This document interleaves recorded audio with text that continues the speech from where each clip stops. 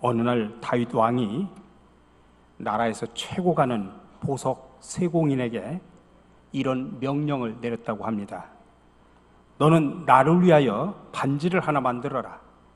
그런데 그 반지에는 반드시 글귀가 하나 들어가야 하는데 내가 큰 승리를 얻었을 때도 감정을 조절해서 실수하지 않게 해주고, 동시에 내가 절망에 빠졌을 때도 감정을 조절하여 다시금 기운을 북돋아 줄 수 있는 글귀를 꼭 새겨 넣어야 하느니라. 보석 세공인이 과연 무슨 글귀를 반지 속에 새겨 넣었을까요?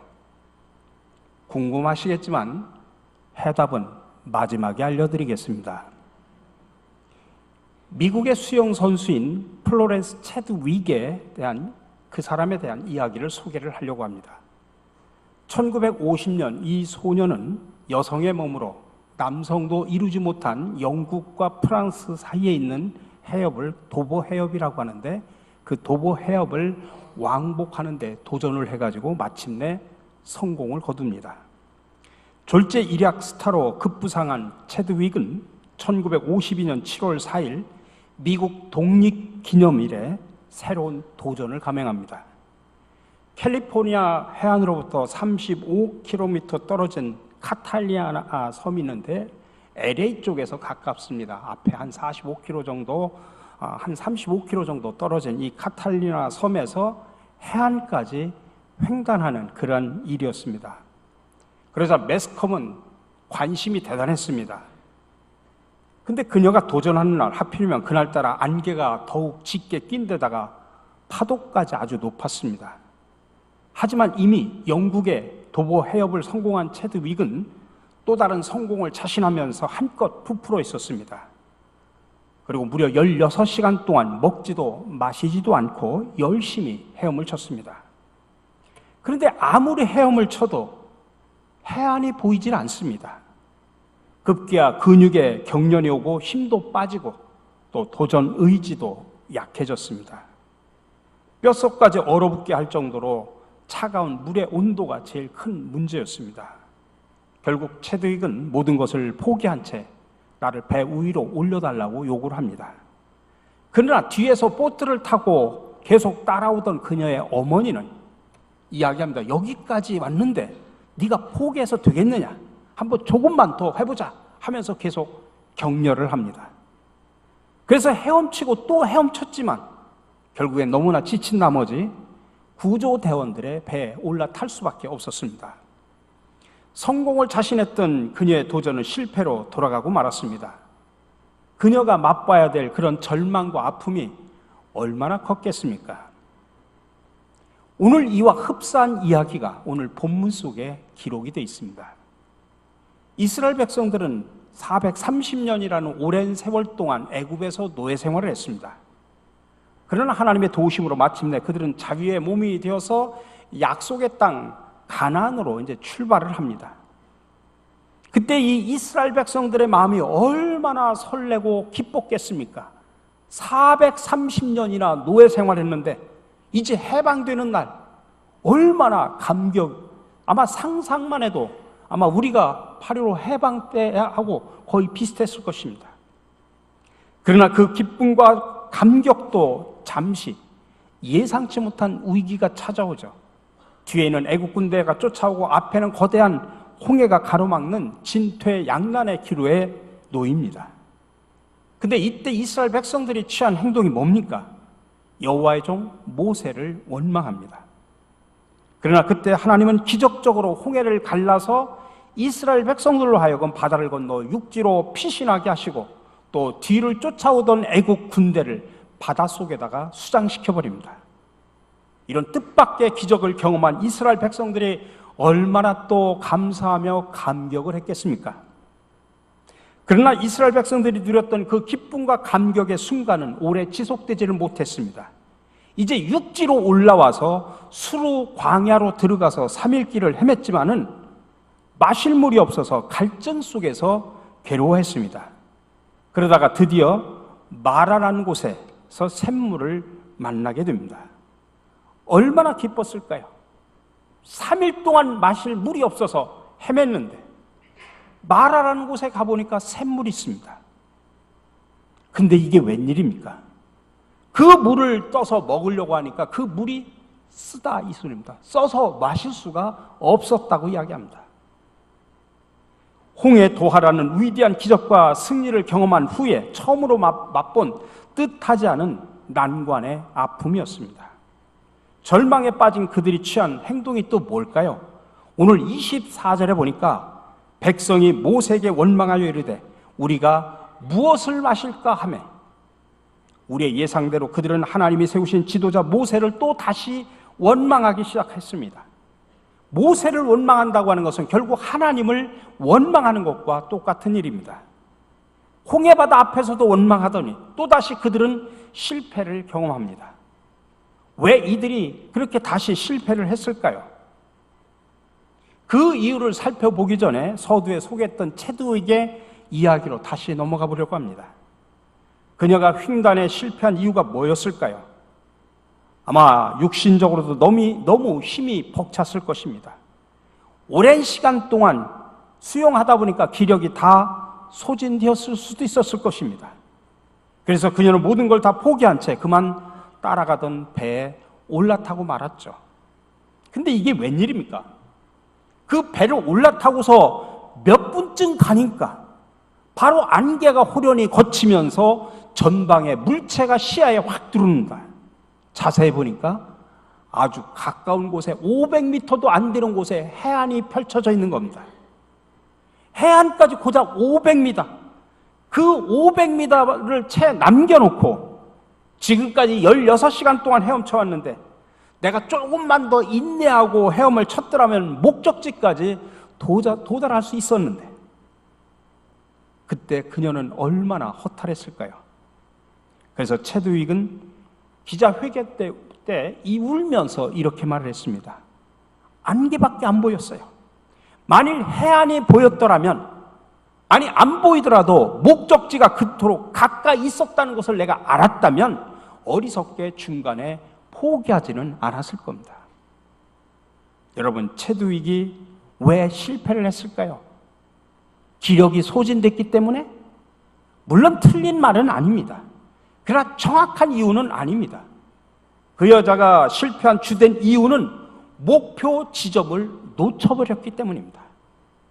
그녀를 포기하게 만든 것은 먼 거리나 피곤한 몸이나 차가운 바닷물이 아니었습니다. 바로 안개였습니다.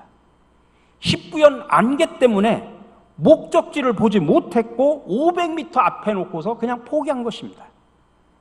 그녀가 목표 지점이 바로 눈앞에 있다라고 하는 것, 500m 앞에 있다고 하는 그 사실만 알았어도 지쳤다는 이유로 포기하지는 않았을 것입니다. 오늘 본문에 나오는 이스라엘 백성들은 왜 다시 원망을 내뱉고 말았을까요? 오늘 22절에 보니까 모세가 홍해에서 이스라엘을 인도하며 그들이 나와서 수로 광야로 들어가서 거기서 사흘 길을 걸었으나 물을 얻지 못하고, 아마 저와 여러분 같았으면 사흘은커녕 하루만 물을 마시지 않았으면 아마 이들보다 더 심하게 불평하고 원망하고 정말 주저앉았을 수 있었을 것입니다. 그래도 오늘 본문의 이스라엘 백성들은 3일 길을 가면서는 아무런 불평을 하지 않았습니다. 그렇게 기대하며 버텨왔는데, 그러나 기대가 큰 만큼 실망도 클 수밖에 없습니다. 결코 쉽지 않은 순간이 분명했죠. 3일 길을 걸었으니, 3일 동안 물을 못 마셨으니. 하지만 그렇다고 해서 그들의 불평과 원망의 반응에 대해서 우리가 맞장구를 쳐줄 수는 없습니다. 그들의 반응에 어떤 문제가 있었는지 본문을 다시 한번 우리가 주의 깊게 살펴봐야 됩니다. 오늘 본문에 아주 중요한 구절 한 절이 소개되고 있습니다. 오늘 본문의 마지막 절 27절에 보니까 이렇게 기록하고 있습니다. 그들이 엘림에 이르니 거기에 물샘 12과 종려나무 70그루가 있는지라 거기서 그들이 그 물 곁에 장막을 치니라. 왜 이 구절이 중요할까요?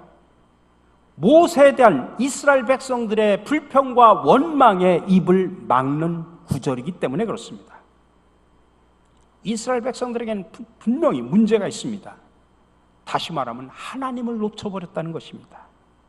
지금 눈앞에 보인 현실만 바라본 채 지금까지 그들을 이끌어오시고 기적을 베풀어 주시고 은혜를 베풀어 주시고 인도하신, 그래서 그들을 위해서 좋은 길을 예비하신 그 하나님을, 그리고 조금만 더 가면 엘림이라고 하는 정말 오아시스 같은 그런 땅이 있는데 그거를 놓쳐버렸다 이 말씀입니다. 아까 말씀드렸던 체두익이 실패한 이유가 뭐였습니까? 눈앞에 목표 지점이 있다는 것을 놓쳐버렸다는 이야기입니다. 안개 때문에 목표 지점이 그렇게 가까이 있었다는 사실을 그는 깨닫지를 못했던 것입니다. 오늘 이스라엘 백성도 마찬가지입니다. 그동안 함께 하셨고 그들을 인도하셨던 좋으신 하나님이 어련히 알아서 좋은 길을 예비해 놓으셨겠습니까? 하지만 그들은 하나님을 신뢰하지 못했습니다. 아니, 사탄이 그들 눈앞에 뿌려놓은 희뿌연 안개 때문에 축복의 땅, 오아시스 같은 땅, 물이 콸콸 나오는 땅, 엘림 땅을 보지 못한 채 눈앞에 작은 환경만 보고서 불평과 원망을 토로했다는 이야기입니다. 이게 바로 그들의 가장 큰 문제였다는 이야기입니다. 우리 사랑하는 성도 여러분, 우리 하나님은 언제나 자기 백성들을 위해서 피난처와 살 길을 예비하시는 하나님임을 믿으시기 바랍니다. 오늘 본문에서 하나님은 엘림이라고 하는 지역에 12지파당 하나씩 물샘 12를 예비하셨다고 표현하고 있습니다. 그뿐이 아니죠. 거기에는 종려나무 70주까지, 올리브나무 70주까지 친절하게 거기에다가 예비해 놓으셨다는 이야기입니다. 여러분, 우리도 목적지를 향해 나가다가 때로는 힘에 부칠 때가 있습니다. 아니, 절망이 몰려올 때가 있습니다. 아니, 어떤 때는 모든 걸 다 포기하고 싶을 때도 있습니다. 하지만 그럴 때 나를 기다리는 영광스러운 축복의 목표물이 가까이 있다는 사실을 여러분 꼭 기억하시기 바랍니다. 뿌옇게 안개 낀 현실 그 너머, 바로 눈앞에 하나님이 친절하게 예비해 놓으신 황홀한 목적지 엘림이 있다는 사실을 여러분 놓쳐서는 안 됩니다. 그 목적지가 점점 가까이 다가오고 있다는 사실을 믿고, 그러니 우리가 인내하며 승리를 해야 됩니다. 오늘 이스라엘 백성과 체두익의 실패 이야기는 우리에게 많은 깨우침을 줍니다. 그런데 여러분, 체두익의 이야기는 그것으로 끝나지 않았다는 사실입니다. 그 횡단에 실패한 지 2달 후인 9월 4일에 그녀는 다시 도전합니다. 수십 시간 동안 먹지도 마시지도 않고 열심히 헤엄을 쳤습니다. 지난번처럼 육체 한계가 몰려오기도 했습니다. 이번에도 안개 낀 바다 위에는 아무것도 해안선도 보이지 않았습니다. 그러나 체두익은 이를 악물었습니다. 견디고 또 견디고 그러다 보니까 목적지가 나타났습니다. 드디어 성공을 했습니다. 기록을 2시간이나 단축을 했다고 합니다. 그러면 첫 번째 도전과 두 번째 도전의 차이점이 뭘까요? 체두익의 이야기를 한번 직접 들어볼까요? 그는 이렇게 말합니다. 이번에는 제 마음에 분명한 목표가 보였습니다. 안개 너머에 아름다운 캘리포니아 해변의 광경이 보였죠. 헤엄치는 내내 희뿌연 안개밖에 보이진 않았지만 눈앞에 펼쳐질 목표 지점을 한순간도 놓치지 않았어요. 그래서 저는 마침내 성공할 수 있었던 것입니다. 여러분, 승리와 패배 사이에 존재했던 유일한 차이점은 오직 목표물에 대한 초점이었습니다. 과거의 실패를 경험 삼아서 지금 보이는 안개보다는 보이지 않는 목표물에 더 초점을 맞췄기 때문에 결국에는 승리를 할 수 있었다는 이야기입니다. 우리 사랑하는 성도 여러분, 마라의 쓴 잔 때문에, 쓴 물 때문에 하나님이 예비해 놓으신 축복의 엘림을 여러분 인생 살면서 놓치지 마시기 바랍니다. 눈앞에 보이는 절망과 패배의 눈만 쳐다보다가 우리 하나님이 좋은 길을 예비하신 그 축복의 선물을 여러분 놓치지 마시기 바랍니다. 조금만 더 앞으로 나가면 축복의 엘림에 도달하게 될 줄로 믿고 여러분 믿음의 눈을 가지시고 계속 인내와 소망으로 전진해 나가시기를 간절히 바랍니다. 서두에 소개했던 다윗 왕의 반지 이야기로 다시 돌아갑시다. 다윗 왕이 보석 세공인에게 뭐라고 명령을 했다겠습니까? 보석으로 된 반지를 만들 때 자신의 감정을 조절할 수 있는 글귀를 그 속에다가 새겨 넣으라고 했습니다. 그럼 보석 세공인이 어떤 글귀를 새겨 넣었을까요? 그가 아무리 머리를 써도 생각해봐도 좋은 생각이 떠오르질 않는 겁니다. 그래서 당대 지혜롭기로 소문난 솔로몬 왕자를 찾아가서 도움을 청했습니다. 잠시 생각에 잠겨있던 솔로몬은 종이에다가 다음과 같은 글을 썼습니다. 그 글귀의 내용이 바로 이것입니다. 이것 역시 곧 지나가리라. 그리고 다음과 같은 말을 했습니다. 왕께서 승리감에 도체해 자만할 때나 또 패배해 낙심될 때 이 글귀를 보면 감정을 잘 다스려서 항상 모든 일에 실수하지 않고 잘 넘어갈 수 있을 것이요. 그러니 그 글귀를 새겨 넣으시오. 이거 성경 구절은 아니지만 정말 명언이라고 생각합니다. 2019년 한 해를 새롭게 출발하는 저와 여러분들에게 꼭 필요한 말입니다. 여러분 지금 잘 나가고 있다고 생각하는 사람들 계십니까? 그렇다면 거기에 도취돼서 교만하거나 나태하지 않도록 그 글귀를 생각하시기 바랍니다. 이것 역시 곧 지나가리라. 혹시 이 자리에 쓰디쓴 실패의 삶을 사신 분들이 계십니까? 여러분 절망에 빠지지 않도록 소망을 갖고 살아갈 수 있도록 이 글귀를 기억하시기 바랍니다. 이것 역시 곧 지나가리라. 우리 모두가 이 한마디를 기억하며 사심으로 인해서 우리의 생각을 뛰어넘어 좋은 길을 예비하시는 그 하나님을 기대하며 살아가시는 저와 여러분들이 되시기를 주님의 이름으로 간절히 축원합니다. 사랑의 주님, 우리는 이 세상에 살아가면서 이스라엘 백성들처럼 지금 당장 마라의 쓴물 때문에 하나님이 예비해 놓으신 축복의 일림을 놓치지 않게 하여 주시옵소서. 눈앞에 보이는 절망과 패배의 늪만 쳐다보다가 우리 하나님이 좋은 길을 예비하신 축복의 선물을 포기하지 않게 하여 주시옵소서. 인내하며 조금만 더 앞으로 나아가면 축복의 일림에 도달하게 될 줄로 믿고 믿음의 눈을 가지고 계속 전진하여 승리하는 삶을 살게 하여 주시옵소서. 우리의 인생길에 항상 동행하면서 친구와 같이 용기를 북돋아 주시고 이끌어 주시는 예수 그리스도의 이름으로 기도드립니다. 아멘.